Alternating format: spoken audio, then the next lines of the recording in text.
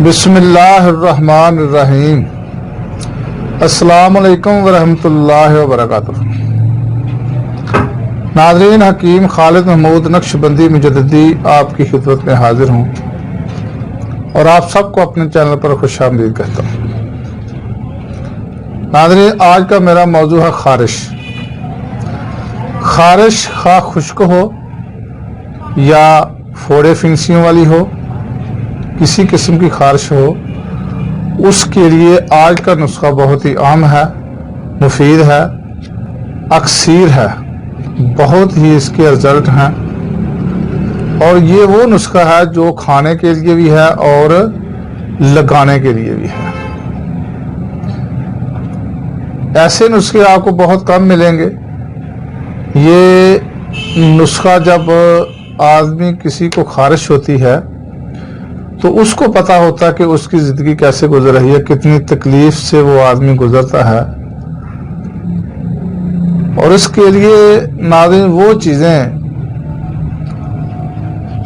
جو تلخی پیدا کریں، سب سے پہلے تو وہ ان چیزوں سے پرہیز کرنا چاہیے۔ جس آدمی کو خارش کی شکایت ہے، خصوصی طور پہ اس کے خون میں ضرور خرابی ہوتی ہے، اور ان کو چاہیے کہ کھجور کا استعمال نہ کریں، مسور کی دال یا ثابت مسور کی جو سالن بنایا جاتا ہے وہ استعمال نہ کریں، بتاؤں کا سالن استعمال کیا جاتا ہے وہ نہ کریں، بڑے گوشت کا استعمال نہ کریں۔ یہ چیزیں خارش والے مریض کو بالکل نہیں استعمال کرنی چاہیے۔ بینگن جس کو کہا جاتا ہے، پنجابی میں ہم بتاؤں کہتے ہیں، ویسے تو اس کو بینگن کہا جاتا ہے۔ مسور، بینگن، بڑا گوشت، کھجور، خصوصی طور پہ ان چیزوں سے بچنا چاہیے، اور جو غذائیں کھائیں وہ خصوصی طور پہ ان کو چاہیے کہ بیسنی روٹی کا استعمال کریں۔ بیسنی روٹی یعنی کہ چنے کی دال، چنے کو پیس لیا جائے اور گندم کے آٹے میں مکس کر کے اس کی روٹی کھائی جائے، اور گھی کا استعمال کیا جائے، سالن میں ڈال کے یا روٹی میں بھی لگا کے آپ چپڑ کر کھا سکتے ہیں، تو اس سے بھی کافی فرق پڑتا ہے۔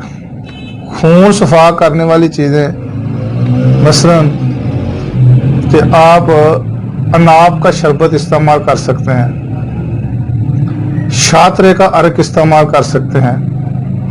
یہ وہ چیزیں ہیں کہ عام بازار سے ملتی ہیں، تو اگر ہلکی پھلکی خارش ہوگی تو انشاءاللہ تعالیٰ انہی چیزوں سے ٹھیک ہو جائے گی، لیکن اگر شدت اختیار کر جائے تو پھر آدمی کو کوئی نہ کوئی کسی مستند حکیم سے اس کا علاج کرانا ضروری ہے۔ تو آج کا جو نسخہ ہے یہ اتنا مشکل نہیں ہے، بالکل ہی آسان ہے، عام چیزیں ہیں، بازار سے بآسانی مل جائیں گی، لیکن اس کے فوائد بہت زیادہ ہیں۔ 3 چیزیں ہیں۔ ایک چیز تھا گندک انولا سار، اس کو آملہ سار بھی کہا جاتا ہے، انولا سار بھی کہا جاتا ہے، گندک انولا سار یا آملہ سار، یہ آپ لے لیں۔ دوسری چیز ہے گل مگیرہ، گل مگیرہ یعنی کہ مگیرہ کے پھول، اور تیسری جو چیز ہے وہ ہے زیری سیاہ۔ تینوں چیزیں ہم وزن لے لیں، جتنی آپ بنانا چاہتے ہیں بنا لیں۔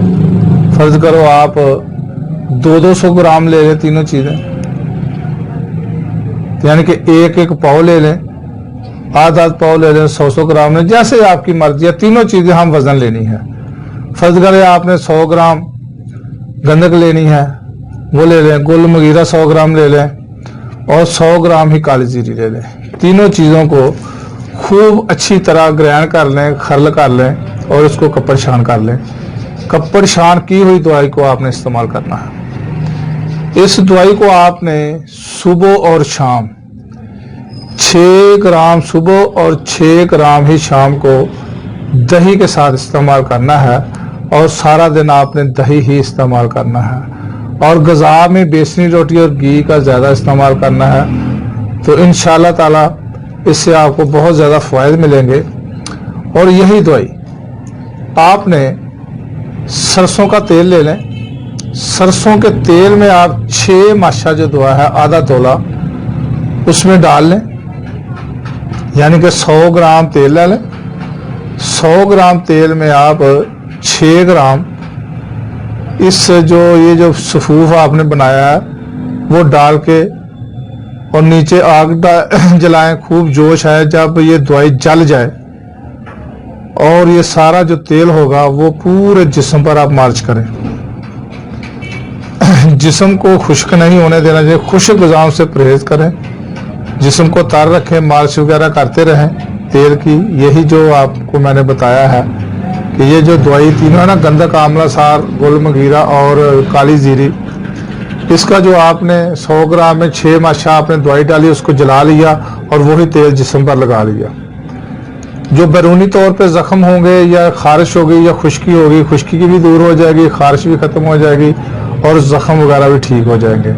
अंदरूनी तौर पर खाएंगे तो अंदरूनी तौर पे अगर खून में कोई खराबी होगी तो इंशाल्लाह ताला इससे खून साले जो है ना वो बन जाएगा, उसमें जो खराबी वगैरह होगी वो दूर हो जाएगी। ये था आज का नुस्खा, आप इसको आजमाएं और मुझे दुआ में जरूर याद रखें। और अगली वीडियो तक की इजाजत दें। मेरा चैनल हकीम खालिद हर्ब क्लिनिक को सब्सक्राइब करें, लाइक करें, शेयर करें और कमेंट्स भी जरूर दें। खुदा हाफिज। अस्सलाम वालेकुम रहमतुल्लाहि व बरकातहू।